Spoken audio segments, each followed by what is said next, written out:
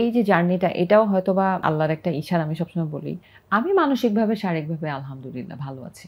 আমি কোনোভাবেই মনে করি না যে আ আগে যেরকমটা ছিলাম এখন সেরকমটা নাই। বেসিক্যালি সেটা না। আমার মনে হয়েছে যে এই যে জার্নিটা এটাও হয়তোবা আল্লাহর একটা ইশারা। আমি সবসময় বলি।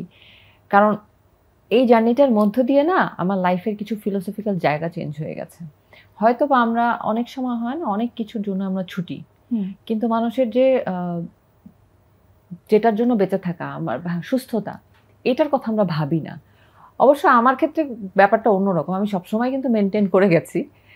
তো ভেবে গেছি নিজের সুস্থ থাকার কথা। কিন্তু এরকম একটা সিচুয়েশন এর মধ্যে পড়ে যাব সেটা কখনোই ডেফিনিটলি চিন্তা করিনি। তো এটা এখন সবার ক্ষেত্রেই এরকমটা হচ্ছে এবং considering the current situation yeah overall সব জায়গাতেই কিন্তু কম বেশি বিভিন্ন রোগ বেড়ে গেছে। আমি যদি বলি।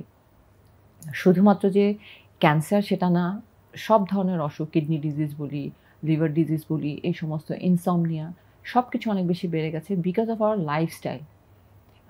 আমরা হেলথ কনসিয়াস না বা যেই প্যাটার্নে আমরা এখন নিজেদের লাইফস্টাইলটাকে তৈরি করে ফেলেছি, এটা একেবারেই আনহেলদি একটা লাইফস্টাইলের প্যাটার্ন। তো এক্সারসাইজটা আমাদের কাছে একটা বিলাসিতা মনে হয়। একটা ভালো খাবার খাওয়া আমাদের কাছে বিলাসিতা। এক্সারসাইজ না, মানে যেটা বলছি যে হয়তো খাবারটাই যে আমরা খাচ্ছি, এই খাবারগুলো যে প্রোডিউস হচ্ছে সেটা কি আসলেই প্রপার ওয়েতে প্রোডিউস হচ্ছে? হ্যাঁ। আগের অর্গানিক কিনা সেটা তো জানতে হবে। তো আমরা তো অর্গানিক ফুড চাইলেও খেতে পারছি না।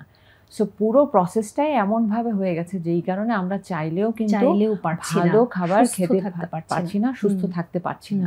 সো তার মধ্যেও কিন্তু এই যুদ্ধটা তো যেহেতু পৃথিবীতে আসা, যুদ্ধটা তো চলবেই, চালিয়ে তো সেই কারণে তার মধ্যেও চেষ্টা করতে হবে যতটুকু ভালো থাকা সম্ভব, যেইভাবে ভালো থাকা সম্ভব, সবাইকে নিয়ে ভালো থাকা।